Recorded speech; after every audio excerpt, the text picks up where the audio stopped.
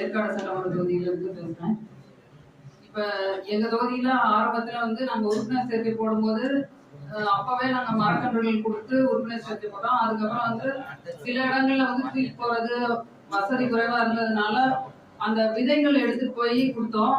அப்புறம் அந்த பனங்கிழங்கு கூட கொடுத்து உறுப்பினர் சேர்க்கை போட்டிருக்கோம். அது மாதிரி வெறுங்கையோட போறது இல்ல, ஏதாவது ஒரு பொருளை வந்து மக்களுக்கு கொடுத்து அவங்களுக்கு பயன் வர்ற மாதிரி அந்த மாதிரி கொடுத்துதான் உறுப்பினர் சேர்க்கை எல்லாம் போட்டோம். அதுக்கப்புறம் வந்து இப்ப அண்ணா சொன்ன மாதிரி மாவட்டங்கள் வந்து 10ஆ பிரிச்சு பொறுப்பாளர்கள்லாம் போட்டதுக்கு பிறகு வந்து தொடர்ச்சியா இப்ப வந்து இந்த கட்டமைப்பு பணியில தான் அதிக வேலையில கவனம் செலுத்திட்டு இருக்கோம். இதுக்கு நடுவுல வந்து இந்த முத்தம்பட்டி ஊராட்சியில பாத்தீங்கன்னா போன மாசம் வந்து அங்க மலையை வெட்டிட்டு இருக்காங்க அப்படின்னு தகவல் வந்தது. தொடர்ச்சியா தம்பிகள்லாம் போய் அங்க அதிகாரிகள்கிட்ட எல்லாம் சொன்னப்ப அவங்க கேட்கல.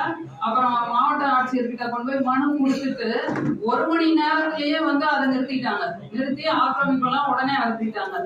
அதே மாதிரி அங்க வாழப்பாடியில பாத்தீங்கன்னா ஆண்கள் உயர்நிலைப் பள்ளி இருக்குது, அரசு ஆண்கள் உயர்நிலைப் பள்ளி.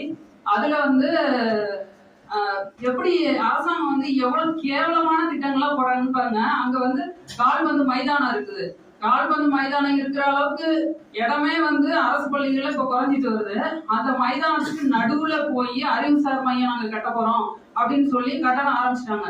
ஆனா அவங்க அடிக்கல் நாட்டினது வந்து வேற இடம், கட்ட ஆரம்பிச்சது வந்து நடுவுல, அந்த கால்பந்து மைதானத்துக்கு நடுவுல. அப்புறம் அதுக்கு தொடர்ச்சியா நாங்க போராடி இப்ப ஒரு 15 நாளைக்கு முன்னாடிதான் நாங்க வேற இடத்துல கட்டுறோம் அப்படின்னு சொல்லி வேற இடத்துல கட்ட ஆரம்பிச்சிட்டாங்க. அந்த மாதிரியான பணிகளும் நாங்க செஞ்சுட்டு இருக்கிறோம். அதே மாதிரி இப்ப அண்ணன் வந்து முதல்ல வந்து ஏப்ரல் 7ன்னு சொல்லி அறிவிச்சிருந்தாரு மாநாடு. அப்பவே நாங்க வந்து ஒரு 20,000 நோட்டீஸ் அடிச்சிட்டோம், குண்டறிக்கை அடிச்சிட்டோம். அதுல இருந்து தொடர்ச்சியா நாங்க இப்ப தேதியை மட்டும் மாத்தி போட்டு மக்களுக்கு பரவலா கொடுத்துட்டு இருக்கோம், பொறுப்பாளர்கள் மூலமா கொடுத்துட்டு இருக்கோம். அதே மாதிரி ஒரு 100 கட்சி கொடி, அப்புறம் 100 சின்ன கொடி வாங்கியிருந்தோம். வாங்கி அதை பொறுப்பாளர்கள் எல்லாருக்கும் பகிர்ந்து கொடுத்துட்டோம். அவங்கவுங்க வீட்டுல வந்து 2யுமே மாட்டுங்க, மேல மொட்டை மாடியில மாட்டுங்க, அப்படி இல்லைன்னா முன்பக்கம் மாட்டுங்க அப்படின்னு சொல்லி கொடுத்துருக்குறோம்.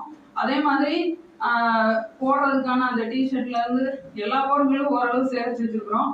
இப்ப அண்ணன் வந்து வேட்பாளர் அறிவிச்சிட்டாருன்னா இப்ப நீங்க சொன்ன மாதிரி பொருளாதாரத்துக்கு தான் நாங்க கொஞ்சம் பாக்குற மாதிரி இருக்கும். அப்புறம் எங்களுக்கு தொழில்நுட்பம் சார்ந்து தம்பி சொன்ன மாதிரி கொஞ்சம் சிக்கல் இருந்தது, ஆள் கிடைக்காம இருந்தது. மற்றபடி களப்பணிக்கெல்லாம் ஆள் இருக்காங்க. இப்ப அதுக்கும் வந்து ஆள் சேர்த்துக்கிறோம். அதனால இனிமே சரியா செஞ்சிருவோம்னு நினைக்கிறோம். நன்றி.